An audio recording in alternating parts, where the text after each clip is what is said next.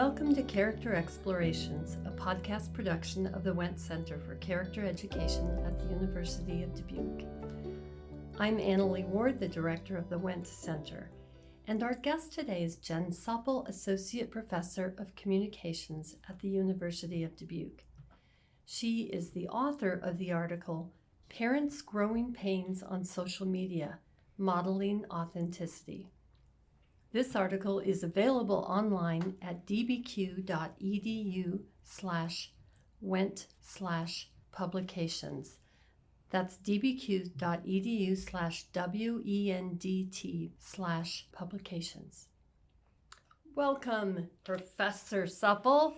Thank you for having me. Well, you wrote this article for the journal issue Character and Social Media way back in 2015. Unreal. Well, our listeners may think it's strange to ask you to talk about this article now, but we still find that you get so many hits and downloads. This article still has relevance and still speaks to us. So if it's okay, I'd like to read your abstract, which really reinforces its relevance, and then we can talk specifics. She writes that this article addresses the question of what it means to parent with integrity in a digital environment. Issues of disclosure, boundaries, identity, and authenticity all contribute to a consideration of locating the ethical line in creating a digital footprint for others, specifically our children. I see that as so relevant today, and we all recognize that people are grappling with the challenges of social media. But when I look around, it's very often a personal focus. And you have said that this is a focus on parents as they interact with their children. And you've mentioned that this is the ultimate identity workshop. What do you mean by that? Well, one thing that I'll say in my classes a great deal is it's all about identity. For me, that's what it really comes back to. And when I say it's all about identity, I'm referring to our communication about ourselves, about others, with others. My students like to joke that if you just want to score points with me, just somehow tie something back to identity. So in terms of online performance of identity, and when I say performance, I don't mean it in the negative sense of often we conflate performance with something that is inauthentic or not real, but rather we are sharing certain aspects of our identity online and choosing to not share other aspects as a rule.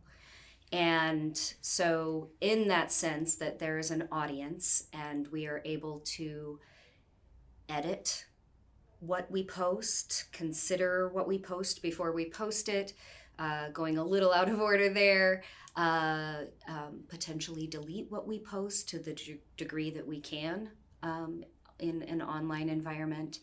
It really gives us a chance to kind of create a version of ourselves, and as parents, versions of ourselves as parents and versions of our families that we may not have the opportunity to do in an offline environment.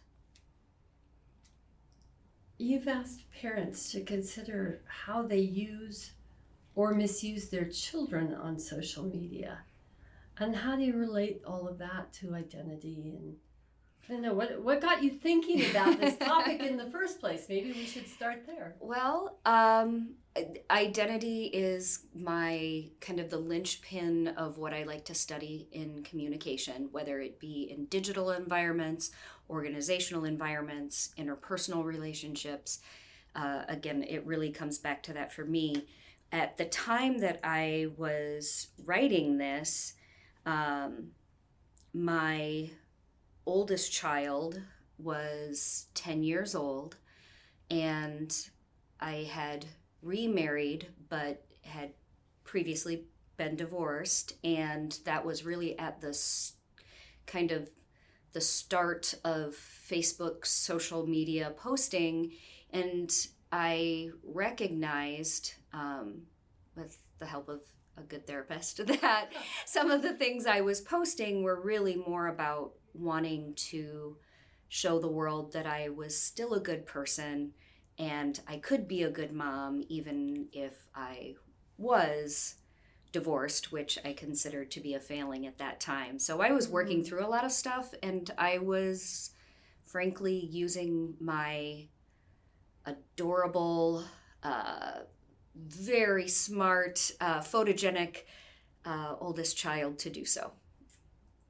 And what switched for you, or how did you see that you were using them? I reading a book by Richard Jenkins called Social Identity, where he kind of takes a modern examination of Irving Goffman's work, and on the multiple dimensions of identity, face work, impression management. And in reading that, started kind of down the rabbit hole that I tend to go down in terms of research and seeing what other people referenced him. And there were other scholars that were kind of taking it down that path that I just started applying it to my own life. I tell students that the easiest way to understand difficult or unfamiliar concepts is to say, okay, how can I make this relate to what I do understand? And once I started to do that with what I was posting about my son, I realized, oh dear. Well, that's one of your first comments in this article, is that as we begin to look for strategies of how to do this, the first thing is awareness. Mm-hmm.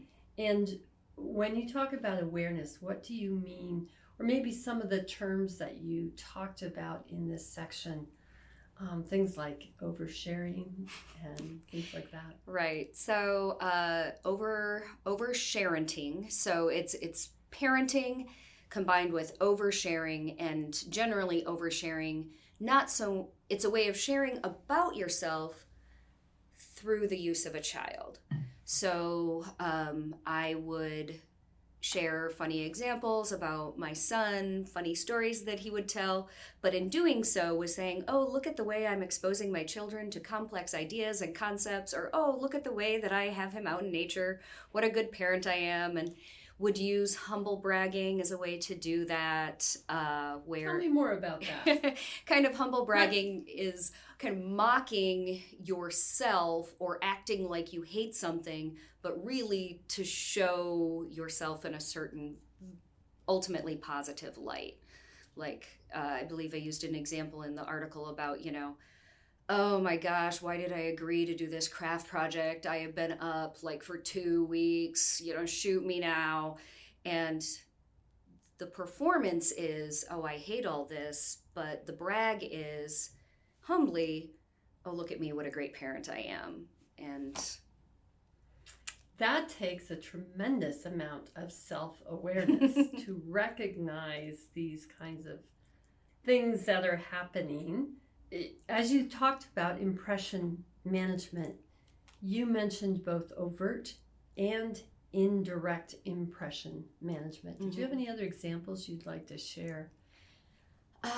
Well, I think in a sense, humble bragging is that, right? Exactly. Would be not an overt version of impression management. When we think about overt impression management that people would do about themselves, they would be doing it, so like for example on LinkedIn, I just received a promotion, I'm moving to an organization. That's very clear impression management. See me in this way, in this professional setting, and I'm sharing things about myself to hopefully form an impression of me in a certain way in that context, in my professional identity. When parents, and this is not to say that all parents are doing this necessarily intentionally or at all. Again, that's where the awareness comes in. I happen to be doing exactly those things, and that's not to say that every parent is.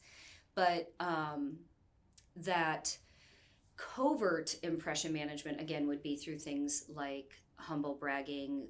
One way that because I presented on this at the Western States Communication Conference, and there were 3 new parents on the panel with me, and they were a little flustered by the topic, and they were like, how do I know if I'm doing this, and like, what's going on? And I guess to that I would ask people to ask themselves, well, what does this post about your child say about you?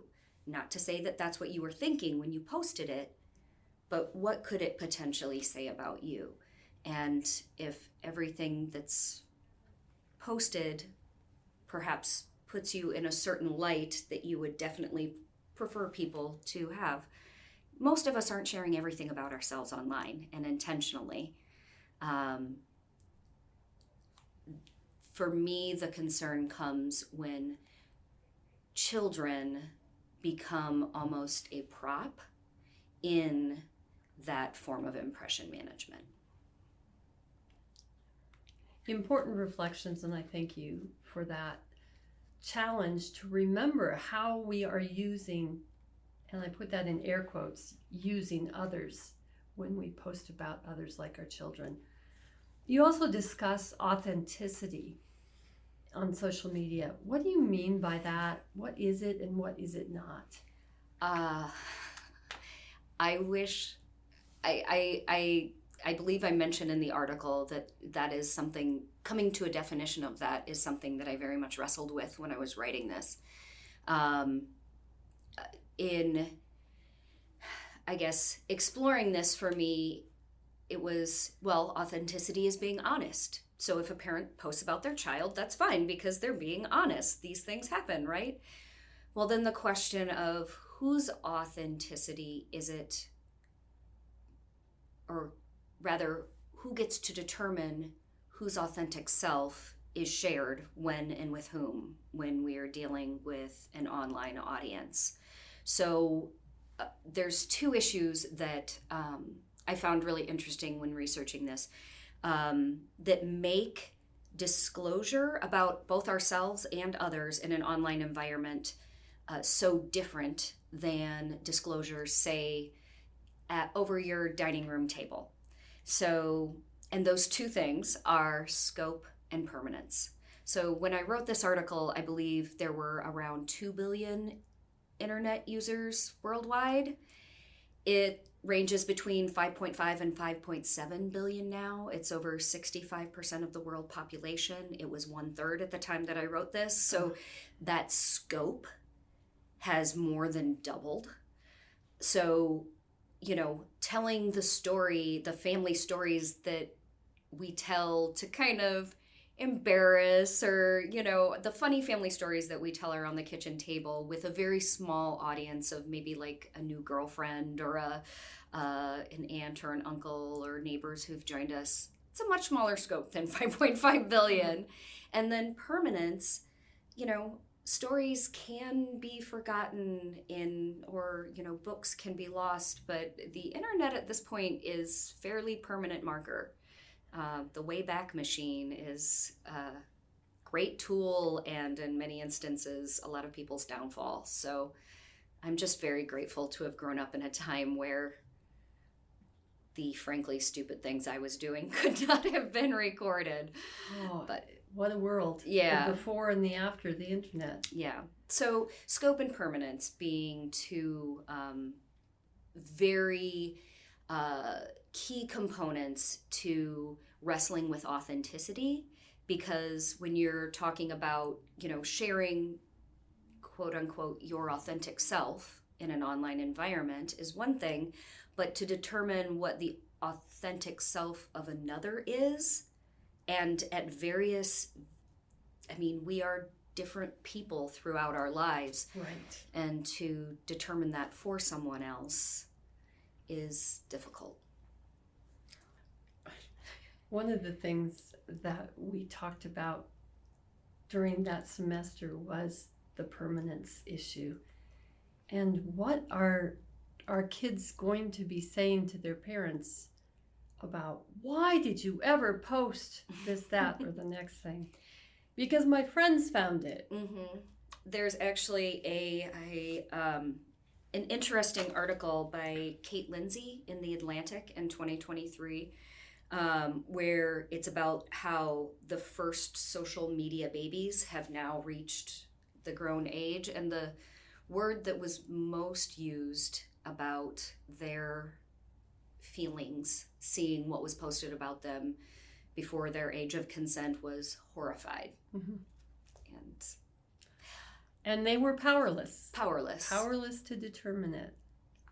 And at the same time, my two youngest children now, I have three, just less than 48 hours ago asked me, Mom, why don't you post pictures of us online like so-and-so and so-and-so does?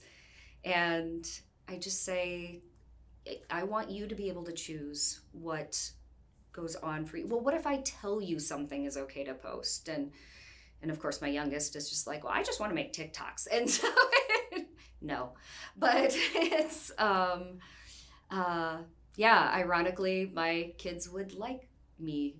At this time, they say they would like me to post more. Right. My oldest has said he is grateful that my earliest attempts were scrubbed, and he hasn't had to deal with that growing up. But we'll see. They may feel differently. We recognize that much continues to change every day, every week. Since you wrote this, what kinds of developments have you been aware of or have you tracked? Is there better self-awareness on parents' parts, for example? That is a great question. And I would say yes and no in answer to that last part. But going back in terms of kind of what has changed, if you read the article, I mentioned at the time in 2015, a lot of the online community was working in blogs, which were longer form writing, obviously much more intentional communities. You wouldn't necessarily stumble across them in a feed necessarily, that you would hear about them through words of mouth or different articles, and then you have to search them out and join them, and it just took more work to get to them and to get through it, and you'd have to join to be able to leave a comment. So it was a different platform that people were working from a lot of the time that were commenting on this issue.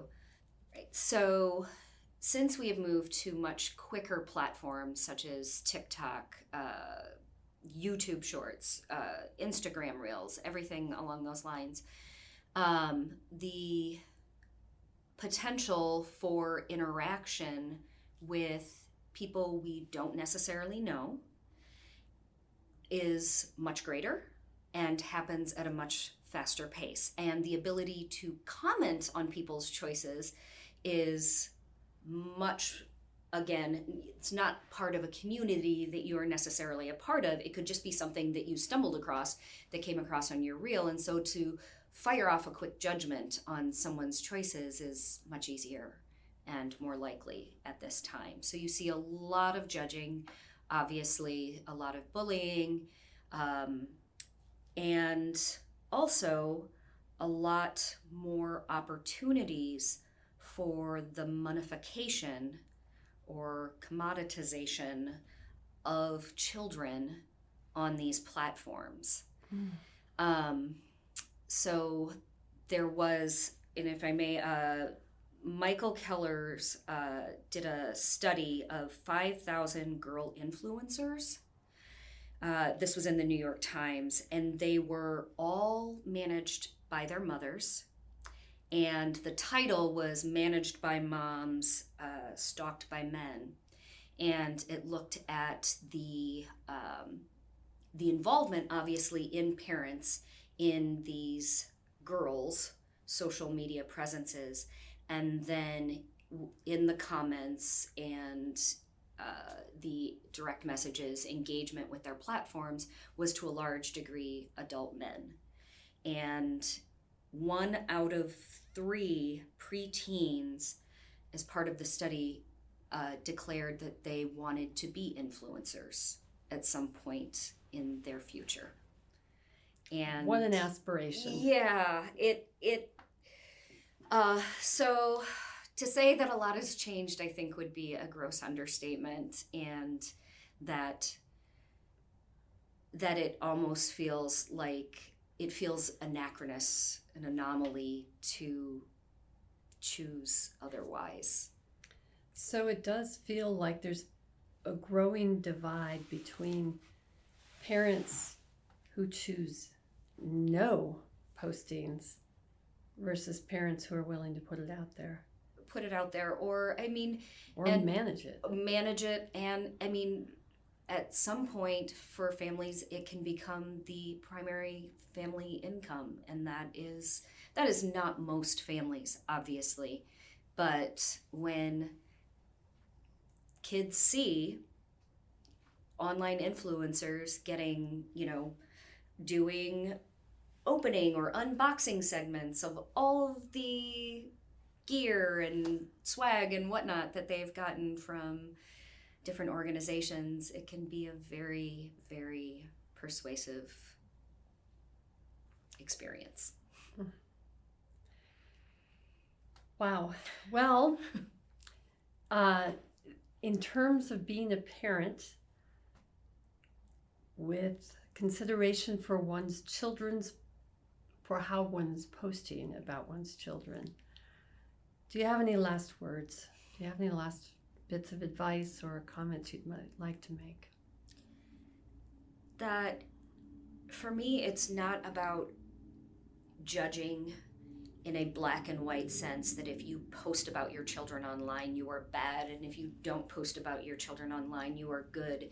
That is not what the purpose of this article was meant to be, but rather exploring what does it mean to be aware of yourself and what you are communicating through communicating about your children online, whether it be stories you tell or pictures you post or the platforms you choose to engage in. That the first step in determining, is this the right choice, is having an awareness of yourself, because I think that's the first step in being a good parent, whether it's online or not. Thank you for that. Thank you very much. This has been Professor Jenn Supple, and she has again reminded us of the need for parents to be privacy stewards for their children, for parents to be more self-aware and more reflective in how they use those social platforms. And so I thank you, Professor Supple, Associate Professor of Communication at the University of Dubuque, and I'm Annalee Ward for Character Explorations from the Wendt Center for Character Education at the University of Dubuque.